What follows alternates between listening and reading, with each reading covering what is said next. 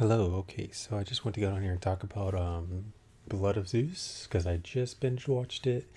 All of season two is really good. I even signed back up for Netflix, which was insane.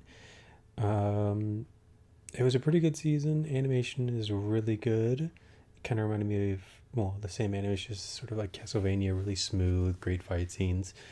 The writing for some characters was a little slow.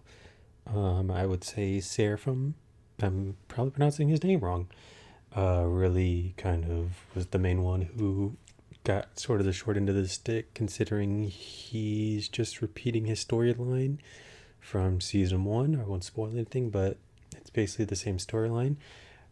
Ares is a real big piece of shit in this one. I mean, God, there are multiple scenes. There's one scene in the flashback that just gives you creepy vibes, and he's kind of flip flopping a lot, but he really is kind of like the main kind of piece of shit in this animated one.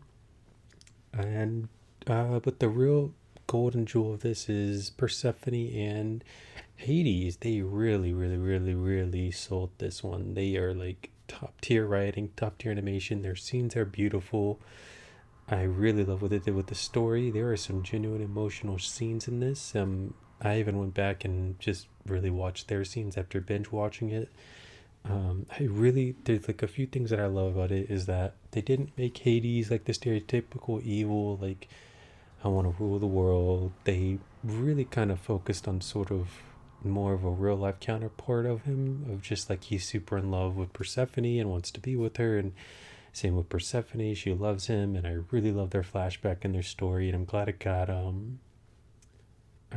the time it did to really flourish. Um, and their story really kind of could have been longer. I really liked more of their scenes. I mean, they really carried this season.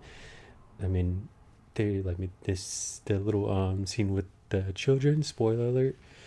Really is sad and it kind of makes you feel like, oh man, like yeah, this 6 months really does kind of suck, not only for Persephone but for everyone else involved. And that's a little kind of weakened nod to the Hades video game, I guess. Um, I'm trying to figure out what I was saying. Oh, Demeter. She is just crazy.